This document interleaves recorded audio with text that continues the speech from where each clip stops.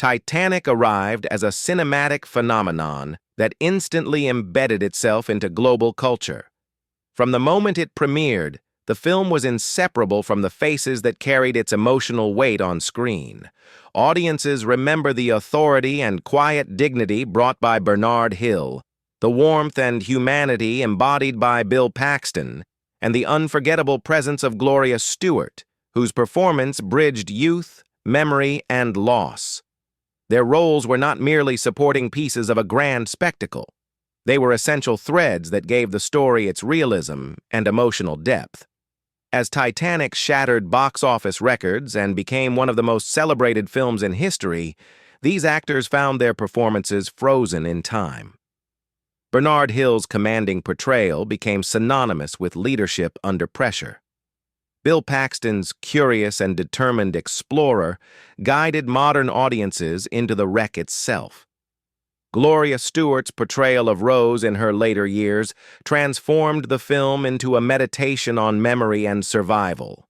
Together, they helped turn a historical disaster into a deeply human story that audiences continue to revisit decades later. Yet while the film's legacy only grew stronger, the lives of some of its stars moved quietly in another direction. Hollywood has a way of immortalizing performances while allowing the people behind them to fade from view. The success of Titanic opened doors for some and closed chapters for others, and not every actor associated with the film was carried forward by its momentum. For certain members of the cast, the years after Titanic were marked not by renewed fame, but by personal challenges, changing opportunities, and an industry that rarely pauses to look back. What makes these stories compelling is not simply that these actors passed away, but how their lives unfolded after one of the most visible moments in cinematic history. Their contributions remained on screen, endlessly replayed, while their real journeys continued largely unnoticed by the audience that once celebrated them. Fame preserved their images, but did not protect their futures. Hollywood often focuses on the stars who endure, the careers that stretch across decades, and the names that remain constantly in circulation. But films like Titanic are also built by people whose paths are shorter, quieter, and far more fragile. Their stories challenge the illusion that success guarantees longevity, or that being part of something legendary secures a lasting place in the spotlight. So what happened after the cameras stopped rolling and the applause faded? What became of the actors whose performances helped define Titanic, but whose lives did not follow the same enduring trajectory as the film itself? Behind the shipwreck, the romance, and the spectacle lie real stories shaped by success, obscurity, and loss. This is where those stories begin again. Whatever happened to the stars of Titanic whose lives ended far from the noise of its legacy, and why are their journeys so rarely revisited today? Bernard Hill. Bernard Hill was born in Manchester in 1944 into a working-class family far removed from the glamour of cinema. Long before Hollywood knew his face, Hill built his reputation through British television and theater, earning respect as a disciplined and serious actor rather than a celebrity. Acting was never presented to him as a path to fame. It was a craft shaped by patience, restraint, and a quiet understanding of human behavior. When Hill joined Titanic, he was in his early 50s, an age when many actors find themselves typecast or slowly pushed to the margins. Cast as Captain Edward Smith, Hill brought an understated authority to the role. His performance was not built on grand speeches or dramatic gestures. Instead, it relied on calm control, subtle expressions, and a sense of inevitability. In a film filled with spectacle, his stillness made the disaster feel real. Captain Smith did not panic, and neither did Hill's performance. That quiet dignity became one of the most haunting elements of the film. The role was widely praised, yet it also carried an unexpected weight. Bernard Hill became permanently associated with men burdened by leadership and responsibility. The irony is that Titanic was not the role that defined his career most publicly. Only a few years later, He would portray King Theoden in the Lord of the Rings trilogy, making him one of the few actors in history to appear in two of the highest-grossing film franchises of all time. On paper, this should have secured him a place among Hollywood's elite. But Hill never embraced the machinery of fame. He avoided the spotlight, declined the celebrity lifestyle, and rarely sought leading roles in mainstream American cinema. Instead, he returned repeatedly to British television, independent projects, and stage work. While others chased visibility, Hill chose consistency. This decision earned him respect within the industry, but it also meant his name gradually faded from popular conversation, even as his performances remained unforgettable. Off-screen, Hill's life was notably private. He was outspoken at times about politics and social issues, occasionally drawing controversy for his candid opinions, but he avoided scandal in the traditional Hollywood sense. His resistance to self-promotion often worked against him in an industry driven by visibility.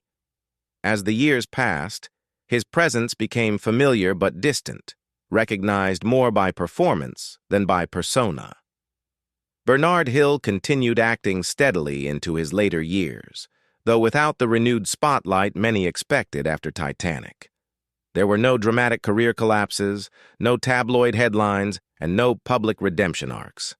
Instead, there was a slow, quiet continuation of work, largely unnoticed by the audiences who once watched him stand silently as the Titanic sank beneath his feet. Hill passed away in 2024 at the age of 79. His death was acknowledged respectfully, but without the global reaction one might expect for an actor whose face appeared in two cinematic landmarks. It was a reminder of how easily Hollywood separates legacy from memory. Performances live forever, but the people behind them can disappear quietly. Bernard Hill's story is not one of failure or scandal. It is a story of restraint in an industry that rewards excess, of choosing the work over the fame, and of leaving behind performances that continue to resonate long after the man himself has gone. In the end, his career raises an unsettling question. Is being unforgettable on screen enough if the world forgets the person who made it possible? Bill Paxton. Bill Paxton was born in Texas in 1955, far from the polished image of Hollywood stardom. His path into the film industry was unconventional from the start. Before becoming an actor, Paxton worked behind the scenes as a set dresser and crew member, absorbing the mechanics of filmmaking long before he ever stood in front of a camera. This early exposure shaped him into a performer who understood storytelling from every angle, not just the spotlight. By the time he appeared in Titanic, Paxton was already a familiar face, though rarely a leading man. Audiences recognized him from roles in films like Aliens, Twister, and Apollo 13, where he often played determined, relatable characters placed under extraordinary pressure. In Titanic, Paxton took on the role of Brock Lovett, a modern-day treasure hunter obsessed with uncovering the wreck's secrets. While his character never sets foot on the doomed ship itself, he serves as the bridge between past and present, guiding the audience into the story and ultimately learning from it. Paxton's performance was subtle but crucial. He represented modern ambition, curiosity, and the hunger to uncover history, only to be quietly humbled by the emotional truth of the tragedy. Unlike the film's romantic leads, his character survives, but not unchanged. That transformation mirrored much of Paxton's career. He was rarely the center of the spectacle, yet his presence grounded even the largest productions in human realism. After Titanic, Paxton's career continued steadily, though never explosively. He moved comfortably between blockbuster films, television, and independent projects, refusing to be confined to a single type. He directed, produced, and took creative risks that prioritized longevity over stardom. While some actors chase fame aggressively after appearing in a global phenomenon, Paxton seemed content building a body of work rather than a brand. Behind the scenes, his life was notably free of scandal. He maintained a stable family life and was respected by colleagues for his generosity and professionalism. If there was a controversy surrounding Paxton, it was the quiet frustration of being consistently reliable in an industry that often rewards louder personalities. He was everywhere, yet rarely treated as irreplaceable. In later years, Paxton found renewed recognition through television, particularly with leading roles that showcased his maturity and depth. It appeared as though he was entering a new chapter, one that might finally place him at the center of stories rather than the margins. Then, abruptly, everything stopped. Bill Paxton died in 2017 at the age of 61 due to complications following heart surgery. The news shocked the industry. Tributes poured in, not only from fans, but from actors, directors, and crew members who spoke of his kindness, humility, and dedication to the craft. Yet the shock also revealed something unsettling. Despite decades of memorable performances, his death felt sudden precisely because he had never been framed as a fragile figure. Paxton's legacy is one of quiet endurance. He was a constant presence in modern cinema, a performer audiences trusted without always realizing how much he contributed to the stories they loved. In Titanic, he searched for treasure and found something far more human. In life, he built a career on curiosity, resilience, and respect. And when he was gone, Hollywood realized just how much it had relied on someone it never truly celebrated loudly enough. Gloria Stewart. Gloria Stewart was born in California in 1910, at a time when Hollywood itself was still being invented. Long before Titanic ever existed, Stewart had already lived multiple lives within the film industry. She entered cinema during the Golden Age, signed to a major studio, and quickly became known for her elegance, intelligence, and quiet intensity. Yet despite early success, her career never followed a smooth, upward trajectory. Studio politics, creative disagreements, and the rigid expectations placed on actresses of her era slowly pushed her away from the spotlight. For decades, Stewart stepped back from mainstream Hollywood, turning her focus toward theater, visual art, and activism. She was not chasing relevance. She was building a life beyond the camera. By the time James Cameron cast her as the elderly Rose, she was 86 years old, long assumed by the industry to be finished, if remembered at all. Her return was not framed as a comeback. It was framed as a curiosity. What followed was one of the most unexpected and emotionally powerful performances in modern cinema. As Old Rose, Stewart became the emotional anchor of Titanic. Her voice carried memory, regret, survival, and quiet defiance. While younger characters lived in passion and chaos, Stewart's Rose spoke with the authority of someone who had endured an entire lifetime. The role transformed the film from a romantic spectacle into a meditation on memory and loss. The irony was impossible to ignore. An actress once sidelined by Hollywood's obsession with youth became the soul of its biggest film. Her performance earned her an Academy Award nomination, making her one of the oldest nominees in acting history. For a brief moment, the industry turned its attention back to her, celebrating a talent it had ignored for generations. Yet even then, fame did not reclaim her life. Stewart did not pursue a late-stage Hollywood resurgence. She gave interviews, accepted honors, and spoke candidly about aging, creativity, and the cost of being forgotten. There was no bitterness in her words, only clarity. She understood the industry too well to be seduced by its temporary affection. Stewart lived for more than a century, passing away in 2010 at the age of 100. Her death was widely acknowledged, yet even that recognition felt incomplete. She was remembered as the old woman from Titanic, rather than the artist who had survived Hollywood's most unforgiving eras. Her life stood as a contradiction to the myth of eternal fame. She proved that relevance can return, but on terms entirely different from those promised by youth and success. Gloria Stewart's story closes the circle that Titanic itself represents. Survival is not always loud. Legacy is not always immediate. And sometimes the most powerful presence in a story belongs to the one who waited the longest to be seen again. Her final chapter was not defined by tragedy, but by endurance, reminding us that being forgotten does not mean being finished. Titanic has been revisited endlessly as a cinematic triumph, a love story, and a technical milestone.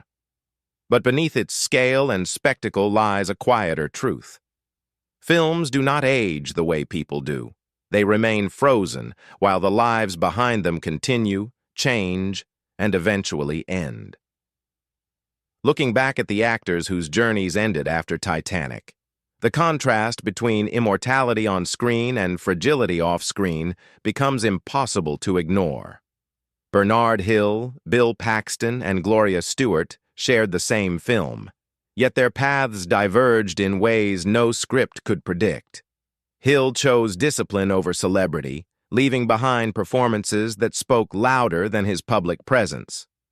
Paxton built a career on consistency and curiosity, becoming one of Hollywood's most reliable figures before his life was cut short without warning. Stewart returned from near obscurity to anchor one of the most emotional performances in modern cinema, only to step away again on her own terms. None of them followed the trajectory audiences expect when a film reaches legendary status. Their stories reveal an uncomfortable reality about Hollywood. Success does not guarantee protection. Visibility does not ensure longevity. Even being part of one of the most famous films ever made cannot shield an actor from being quietly forgotten. The industry celebrates momentum, not reflection, and it rarely pauses to honor those who contributed without demanding the spotlight in return. What remains is a legacy preserved not by headlines, but by moments. A captain standing still as chaos surrounds him. A modern explorer humbled by a story larger than treasure. An elderly woman who carries a lifetime of memory in her voice. These performances continue to live, replayed again and again, long after the actors themselves have gone. So whatever happened to the stars of Titanic? They did not disappear into scandal or failure. They lived complex lives shaped by choice, circumstance, and time. Their endings were quieter than the film that made them unforgettable, but no less meaningful. Revisiting their stories reminds us that behind every legendary movie are human lives that deserve to be remembered with the same care as the scenes they left behind. If you want to continue exploring the untold stories behind iconic films and the people who shaped them, subscribe to the channel and revisit Hollywood through the lives it rarely looks back on.